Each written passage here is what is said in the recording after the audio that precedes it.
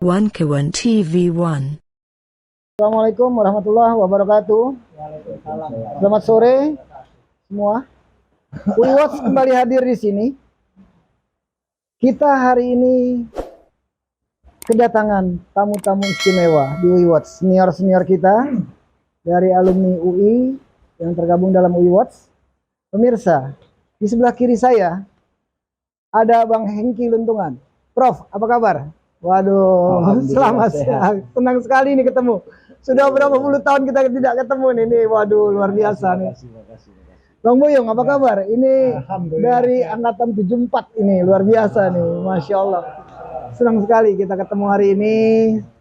Pemirsa, yang ada di Eropa, di Amerika, sampai di Asia, dari ujung barat sampai timur, seluruh Indonesia. Kita lihat hari ini.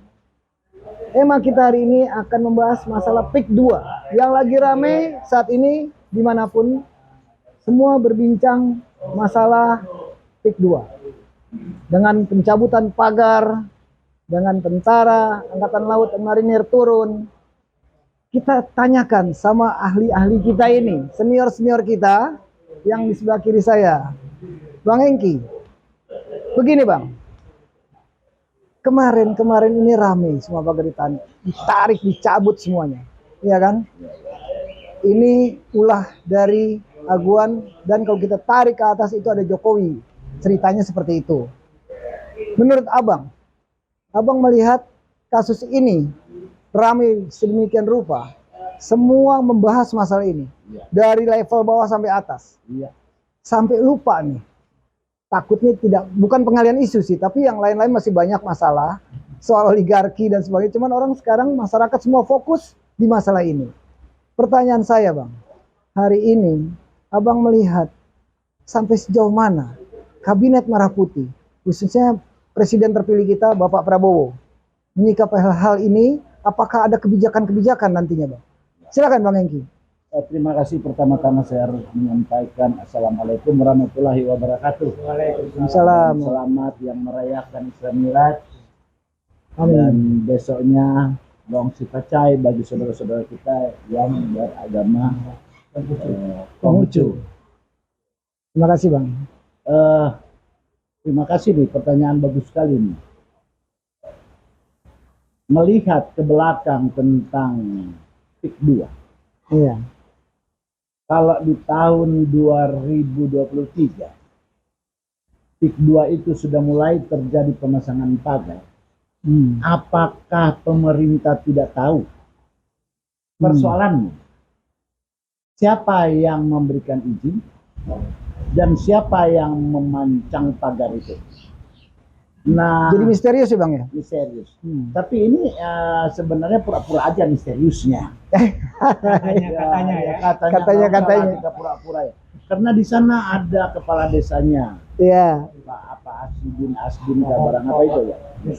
Desa Kohot itu. Apakah dia melakukan itu tanpa ada tekanan dan atau pembayaran terhadap dirinya? Ada transaksi ya. Ada sebuah transaksi ekonomi untuk dia melakukan itu. Ya betul. Kedua, ketika dia mengajukan untuk pembuatan sertifikasi, ya udah kalau dia melewati camat nggak apa-apa. Tetapi ada di sana kepala kantor Badan Pertanahan Nasional. Tangerang maksudnya ya. Saya ingatkan dari bulan yang kemarin, jika ini mengembang, hati-hati. Yang akan kena kepala kantor BPN. Oke? Tidak mungkin kepala kantor BPN itu membuat sertifikasi atas laut yang notabene-nya laut di sertifikat Bang. Ya, Republik Indonesia. Notabene-nya bahwa laut itu adalah milik negara. Iya. Itu tercantum dalam Undang-Undang 45. Jika itu dipakai, pertanyaannya, siapa yang memerintahkan, siapa yang punya kepentingan, siapa yang melakukan? Menurut Abang siapa Bang? Lah tentunya orang yang berkepentingan itu kan tentang pengembangan apa yang disebut Pantai Indah Kapuk Jilid 2. Iya. Siapa itu saya nggak mau menyebut orangnya, tetapi orang semua tahu. Jadi PSN ya, Ya, sehingga proyek strategis nasional. ada kemustahilan jika pada 2023 presiden tidak tahu. Itu kemustahilan. Saat itu masih Pak Jokowi. Ya iya dong. Ya, kalau Bapak Presiden yang terhormat Raja Jawa Pak Jokowi ya, tidak tahu, itu pura-pura. Aku yakin saya pura-pura. Sehingga saya menyampaikan ya, bahwa apa yang terjadi pada PIK 2 adalah pelanggaran total. Sehingga Bapak Presiden Prabowo memerintahkan pertama KKP untuk segera membatalkan. Lambatnya KKP berbuat, maka diperintahkanlah TNI. TNI ya. Bongkar, jangan pakai tunggu.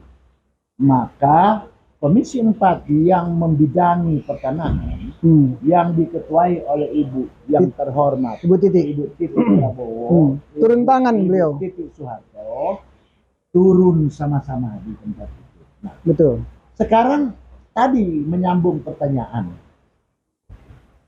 ada aktor intelektual, apa langkah pemerintah? Kira-kira begitu kan? Iya. Nah, pertanyaan ini kan sudah jelas. Ketika itu diperintahkan bongkar, maka bongkar pakai tank, bos. Pakai amfibi. TMPB ya. Tidak ada yang berani mengganggu di situ. Yang kedua, adalah ketidakmungkinan apabila TNI melakukan itu tanpa perintah dari Panglima tertinggi. Betul. Presiden. Dan itu sudah jelas disampaikan oleh Ketua Komisi 4 DPR RI. Telusuri dan cari aktor intelektual. Ya, perintah Bu Titi. Kenapa lambat? Hmm. Dan apa langkah Kabinet Merah Putih? Saya tidak mengira-ngira, tapi sebuah analisis politik akan terjadi reshuffle. Wah, sampai situ ya Bang ya? Pasti akan terjadi reshuffle. Karena terjadinya PIK 2 itu adalah kong kali kong antara sebagian manusia atau sebagian besar keseluruhan dan segala macam yang sekarang direkrut oleh Pak Prabowo. Apakah Pak Prabowo tahu pada saat itu bahwa mereka ini terlibat dalam PIK 2? Oh, tidak tahu beliau. Pak Prabowo Tapi tidak tahu. ketika ini mulai terbongkar, aku yakin Bapak Prabowo dalam analisis politik sih, beliau bukan orang bodoh. Ya. Basicnya sebagai ilmuwan, maaf ya, Militer, walaupun beliau tidak duduk dalam bangku kuliah yang Betul, formal. Komisi ya. Tapi beliau belajar bagaimana sebuah kehidupan itu melalui bangku kuliah yang formal di akademi Militer. Kedua, Pak Prabowo dari gennya itu bukan orang bodoh.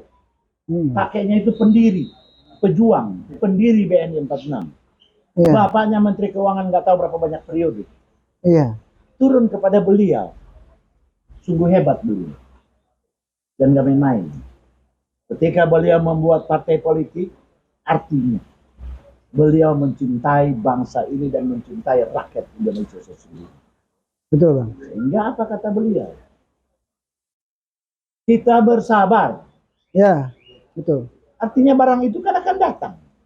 Akan terjadi sebuah Kita waktu 6 bulan kan? ya, akan terjadi sebuah perubahan. Besar-besaran katanya ya. Saya tidak mungkin menyampaikan ini bahwa ini akan terjadi perubahan besar-besaran karena si ACD. Enggak. Dalam analisis politik, sebagaimana saya menjalankan kehidupan politik praktis maupun sebagai intelektual dalam dunia politik, dan kebetulan itu adalah jurusan saya, jadi barang ini Pak. Paling tidak dari sekian banyak pejabat, ya 6 lah digulung pertama. 6 kementerian. Personil kementerian maupun setingkat menteri akan direkrut. Ini prediksi Abang. Prediksi analisis saya yang akan terjadi. Sama dengan saya prediksi 2 bulan kemarin. PIK 2 akan meledak. Nah, saya bukan dukun politik. Tapi kata Bung Karno begini, mengasah pisau sejarah. Agar kita mampu untuk mengambil kesimpulan dari kenyataan kemarin, hari ini dan besok. Kira-kira begitu. Jadi, ini yang saya harus menyampaikan, bahwa sebagai rakyat biasa dan sedikit diberikan ilmu pengetahuan, dan sampai sekarang juga kita masih berbicara tentang kemaslahatan orang banyak, di dalamnya ada manusia dan rakyat. Nah, saya masih tetap peduli. Saya berharap bahwa nanti di Kabinet Merah Putih ini akan mencapai Indonesia Emas sebagaimana tujuan akhir yang diprogramkan oleh Pak Prabowo. Bukan oleh Pak Jokowi. Bukan. Nggak berhasil lah beliau. Saya katakan blank 1000%. Ingat ketika Pak SBY mengatakan, udah berhentilah nambah hutang. Kami sudah membayar kok, ini tambah lagi hutangnya. Di masa Jokowi. Iya. Nah, itu sebuah protes yang keras. Jadi, keterkaitan dengan PIK 2 itu tentunya tidak hanya bibir pantai Jakarta dan Tangerang yang harus kita sikapi. Di Madura ada, di Bali ada, di Manado ada. Nah, ini yang harus kita bicarakan secara nasional dan global. Kira-kira kalau pendapat saya demikian. Terima kasih. Oke, terima kasih Bang Hengki. Pemirsa, Bang Hengki ini turun dari zaman dulu, dari tahun 76 ya Bang ya, sampai detik ini baru turun gunung lagi nih, ketemu lagi kita.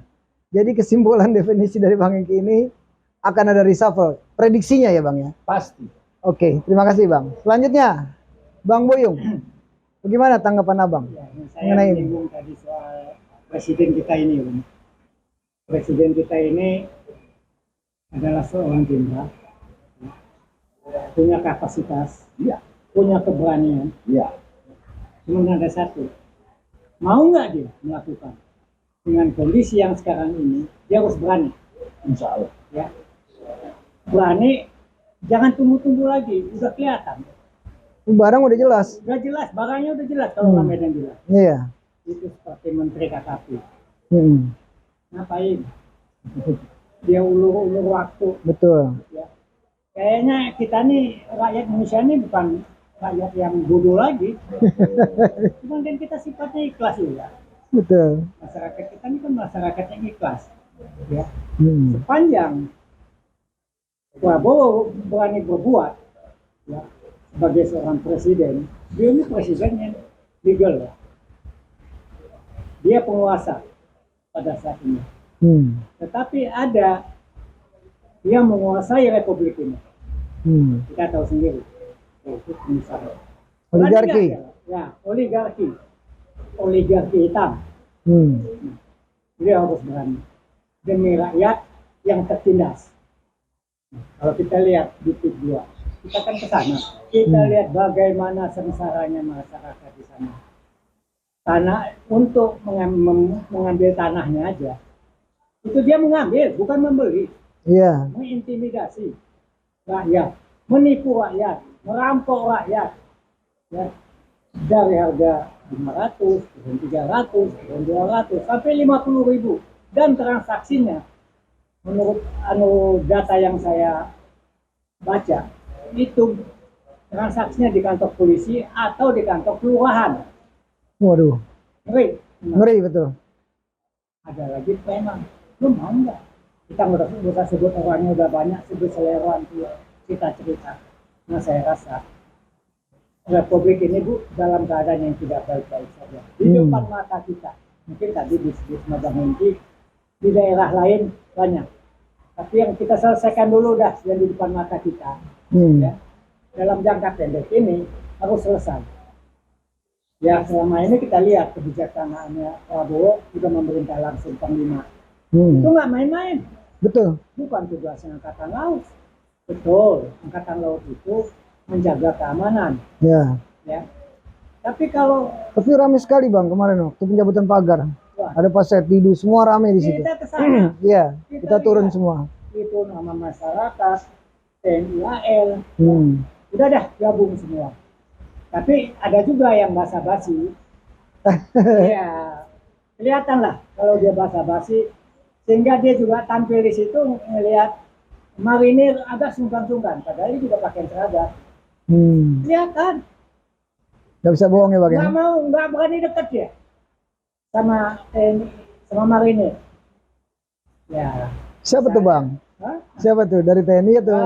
Atau bukan. dari KKP satu, ada Aero, ya, dari kepolisian. Kan itu turun semua juga, tapi nggak berani nongol. Mau diwawancara sama TV aja nggak berani. Iya. Dari situ udah kelihatan permainan mereka. Oke lah, kita minta sama kepolisian terutama ya, nggak usah lah intimidasi rakyat lagi di sana. Kasihan. Iya. Sian Bang. Itu takut sama polisi. Tetapi dengan kehadiran si Kapita kemarin, semua bersemangat.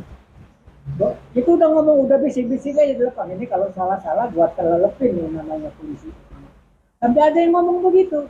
Lihat nelayannya, kenapa Pak? Waduh, udahlah. Jadi kita minta sama kepolisian lah, tolonglah netral aja. Nggak minta banyak, nggak usah berpihak. Negara ini punya kita sama-sama. Harus netral ya Bang ya? Ya netral aja lah.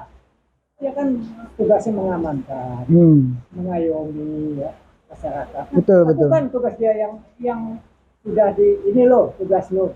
Ini bukan mengayomi, enggak. Betul. Betul mengamankan, tapi berpihak. Betul. Seharusnya dia nggak boleh berpihak. Nah kita minta sama, kalau saya terus terang jadi Prabowo, saya pecat tuh nama Kapolri. Selesai udah. Capek. Cat Kapolri ya, berarti ya. Kira-kira demikian. Oke. Bang Hengki mau bicara lagi nih. Terima kasih Bang Buyung. Terakhir buat Bang Hengki satu pertanyaan Bang. Bagaimana pendapat Abang?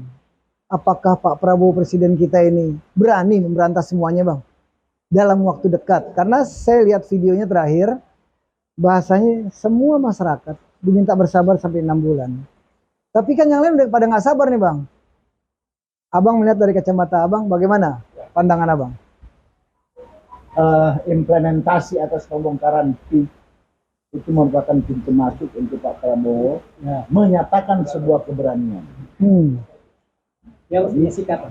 Ya. Kedua, apa yang dilakukan dan didampingi oleh Ibu Titi Soeharto pada saat turun ke lapangan itu jelas-jelas menyatakan bahwa bangsa Indonesia, rakyat Indonesia tidak setuju dengan pola. Sinyalnya begitu. Sinyalnya begitu ya. Sehingga aku yakin bahwa mungkin nggak sampai 6 bulan atau mungkin lebih, tetapi saya berharap 100 hari pertama, 100 hari kedua, insya Allah di 100 hari ketiga, pada 9 bulan mendatang, ini sudah terjadi apa yang kita harapkan. Bahwa masyarakat akan kembali sebagaimana kehidupan yang normatif. Khususnya nelayan di pantai utara, nelayan di Banten. Sampai ke Serang itu, Kronjo segala ya kan? Di Bekasi juga. Ke Pulau Cangkir segala, Serang. Ini yang harus kita sikapi. Dan ketakutan adalah kebodohan. Iya. Saya yakin Bung Karno punya ucapan ini akan tertanam dalam hati sanubari Prabowo. Ketakutan adalah kebodohan. Terima kasih. Oke. Pemirsa, kita melihat dan mendengar dari Bang Hengki dan Bang Buyung, mereka semua aktivis yang sekarang turun gunung dengan ada kasus PIK 2 ini. Oke pemirsa, kita jumpa lagi. Oke, silakan. Masih 1 menit ya Bang? Ya, kita berharap Prabowo bersikap tegas. Oke. Kondisi kita pada saat ini hanya satu. dengan ketegasannya Prabowo, dengan sikapnya Prabowo membela rakyat, kita dari UI Watch akan mendukung secara khusus. Amin. Saya Oke. juga melihat kemarin di lapangan, secara umum masyarakat yang ada di P2 itu sangat berharap dan mendukung sekali sikapnya Prabowo. Yang ketiga, kalau Prabowo juga berani, P2 dibatalkan, itu langsung dibatalkan saja. Nggak ada untungnya buat rakyat dan nggak ada untungnya buat Betul. negara ini. Saya rasa itu aja. Oke. Jadi harus tetap semangat ya Bang ya. Ya. Oke, terima kasih pemirsa. Kita jumpa lagi minggu depan, insya Allah. Assalamualaikum warahmatullahi wabarakatuh. Terima kasih Bang. Waalaikumsalam. Ya.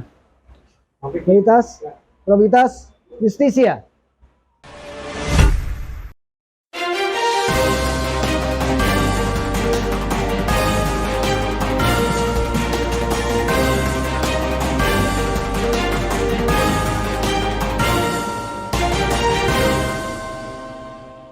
One Kawan TV 1.